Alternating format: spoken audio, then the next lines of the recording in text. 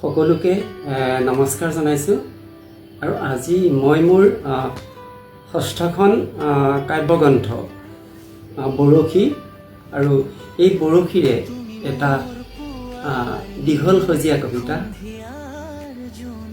আপোনালোকক শুনোৱাৰ প্ৰয়াস কৰিছোঁ। আৰু কবিতাটোৰ অভিধা হৈছে পিতাই মৈখনক ঘূণে ধৰিবলৈ নিদিবি, পিতাই মৈখনক ঘূণে ধৰিবলৈ নিদিবি।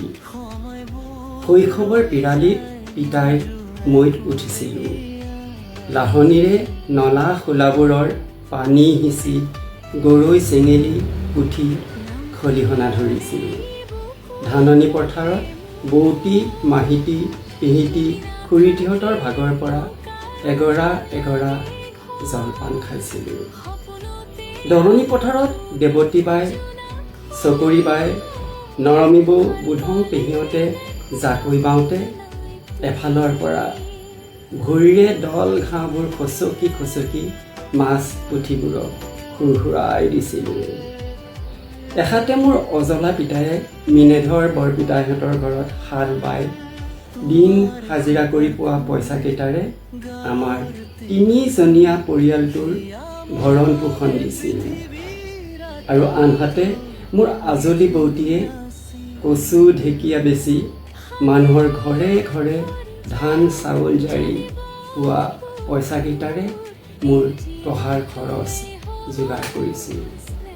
দিনত কলপচলা আৰু ৰাতি কৰকৰা খাই পাৰ কৰা দুখৰ সেই দস্তাবেজখনে নিজম নিশা শোৱা পাতি বৌতী আৰু পিতাৰ বুকুৰ বোৰৰ উচাটনত আঁতে আঁতে উচ্ছন্ন হৈ পৰিছিল। এনেকৈ কচু ঢেকীয়া আৰু নাঙলটোৰ সংশক্তিৰে কলপচলা আৰু কৰকৰাই সদা সৰ্বদা আমাৰ জৰুৰোৱা জীৱনটো জাগৰিত কৰি গৈছিল। আৰু এই গতি পথৰ গৰকতে মোৰ ষষ্ঠমান শ্ৰেণীৰ সেতেলিতে এদিনাখন টিকা ফটা ৰ'দত ৰংলিটিং হাতৰ পৰা কচু ঢেকীয়া বেচি আহি গধূলা পৰত বৌতীয়ে ঘৰৰ দুৱাৰ দলিত লুটি খাই পৰিছিল। গাঁৱৰ মানুহবোৰে বৌতীৰ নিথৰ দেহাটোক চাঙিত তুলি চেঁচা নদীৰ দাঁতিৰ গেজেংখনিলৈ লৈ গৈছিল। এফালে চিতাৰ জুই দপদপাই জ্বলিছিল আৰু আনফালে পিতাৰ বুকুখনি সমসমাই উঠিছিল। আৰু শোকত শিলীভূত হোৱা পিতায়ে সজোৰে মোক বুকুৰ মাজত সাৱটি ধৰিছিল। বৌতীৰ শূন্যতাক ঘূণাক্ষৰেও মোৰ মন মগজুলে আহিবলৈ নিদি খোজে পতি পিতায়ে মোৰ শিশু কালটোক পিতাৰ বুকুৰ উমেৰে সমিত কৰি গৈছিল। যিদিনাখন মই প্ৰৱেশিকা পৰীক্ষাৰ জেউৰাখন প্ৰথম বিভাগত পাৰ হৈছিলোঁ, সিদিনাখন পিতায়ে হিয়া ধুনি কান্দিছিল। হয়তো সিদিনাখন বৌতীৰ অবৰ্তমানে পিতাই বৰকে বিচলিত কৰি তুলিছিল। এনেকৈয়ে তেজক পানী আৰু দেহক মাটি কৰি পিতায়ে মোক কানৈ মহাবিদ্যালয়ত নাম লগাই দিছিল।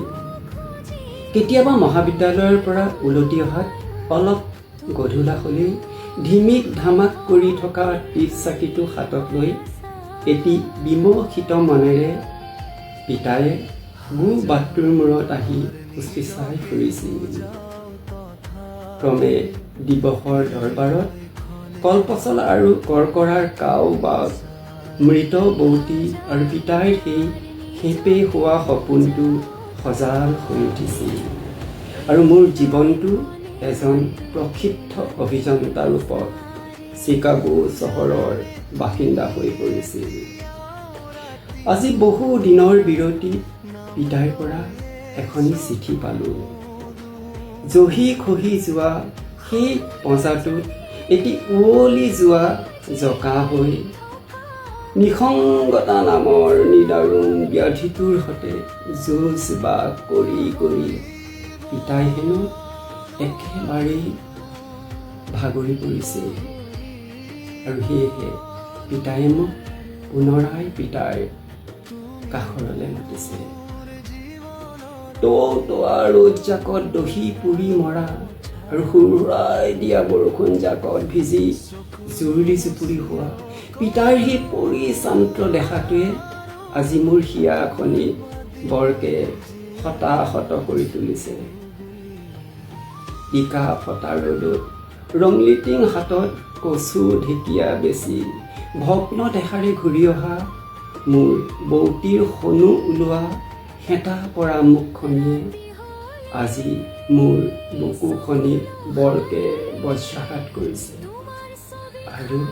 আৰু কলপচলাৰ কৰ্কৰাৰ সেই কহা অজোৰা ৰাছেৰে আজি মোৰ জতীয়া জীৱনটো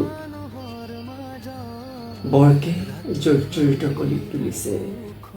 যি জুজৰিত আমাৰ সেই তিনিজনীয়া জলকা পৰিয়ালটো সদা সৰ্বদা জাগৰিত হৈ আছিলে। তাহানিৰ শৈশৱৰ সৰিখৰ সেই প্ৰতিটো ঘটনাই আজি মোৰ মনৰ মাজত বিষাদৰ পৰিঘটনা ৰূপত এঙামৰি দিছেহি। মোৰ সস্নেহৰ চেঁচা নদীৰ দাঁতিৰ গাঁওখনি আজি মোক হাত বাউল দি মাতিছে। আহৈ আহ উলটি আহ, আহৈ আহ উলটি আহা। মই আৰু এনে ডাঙৰ মানুহ হ'ব নোখোজো পিতাই, যিহৰ সংক্ৰমণত সম্বন্ধবোৰৰ হলি সমাধিগতে মই পুনৰাই উলটি গৈ আছো পিতাই। তোৰ নাঙলৰ মুঠিত ধৰি তোৰ বুকুৰ লৈ তোৰ কলো জপো অৱস্থাটো কলপতীয়া কৰি তুলিবলৈ। ভঁৰালৰ গান্ধৈত এলান্ধ কলীয়া হৈ পৰি থকা তোৰ সেই চেনি হোৱা নাঙলটোক ধুই পখালি থবি। ধোঁৱা চাঙৰ ওপৰত আৰলে নিৰলে উচিপি থকা এলেন ধোৱা জাপিটোক মই উলটি অহাৰ বতৰাটো দিবি। আৰু বুঢ়া দেউতাৰ দিনৰে বন্ধকী খেতি মাটি কেইডৰা মোকলামগৈ বুলি সেইমুধৰ বৰপিতাহঁতক জনাই থবি। আৰু পাৰিলে গাঁৱতে ভাল গৰু এহাল চাই থবি। নহ'লে চাবুৱাৰ দেওবৰীয়া হাটলৈ গৈ কিনিমগৈ বুলি পিটোৱা ককাইটিক কথাটো কাণ চোৱাই থবি। মাটিৰ মানুহ আমি মাটিতেই মিলিম পিতাই, মৈখনক ঘূণে ধৰিবলৈ নিদিবি। কিয়নো মই আৰু মাটিৰ মাজত আছে এক চিৰকলীয়া সংহতি। যিদৰে পিতা মাতা আৰু সতী সন্ততিৰ মাজত থাকে চিৰকলীয়া সংগতি। মাটিৰ মানুহ আমি মাটিতেই মিলিম পিতাই, মৈখনক ঘূণে ধৰিবলৈ নিদিবি। কিয়নো মই আৰু মাটিৰ মাজত আছে এক চিৰকলীয়া সংহতি। যিদৰে পিতা মাতা আৰু সতী সন্ততিৰ মাজত থাকে এক চিৰকলীয়া সংগতি। চিৰকলীয়া